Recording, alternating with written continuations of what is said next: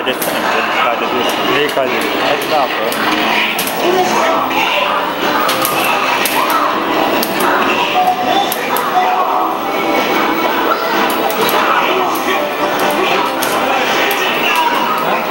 Kameraya el salla.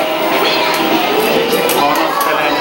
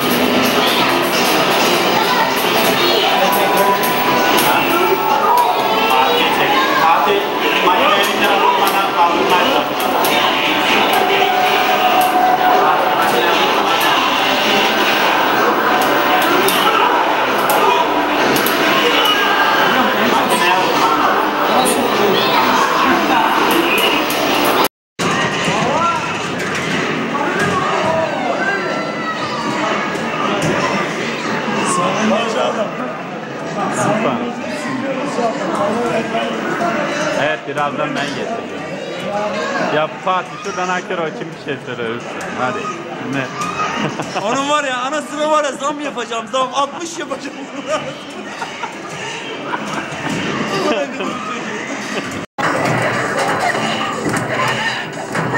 Fatih tutuldu.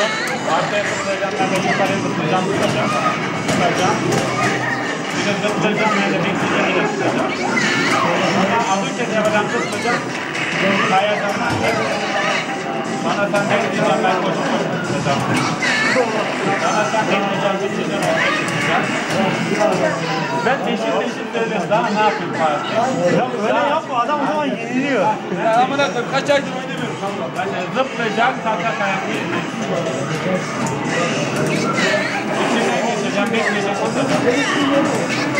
Sonra abi tek çift abi tek yapacağım, zıplayacağım, tutacağım. Olmuyor ya.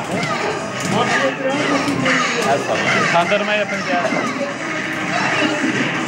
Çift abi tek zıplar, çift.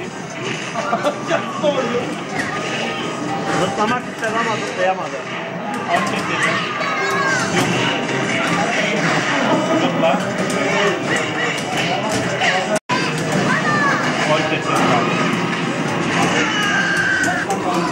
Birazdan evliyalar başlar ama. Şuradan çek.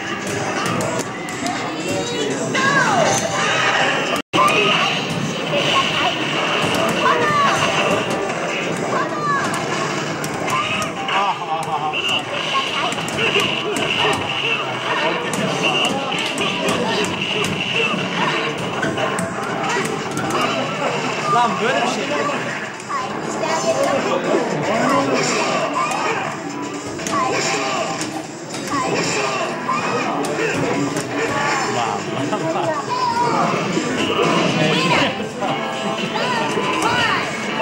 Evliler geliyor. Aha pardon.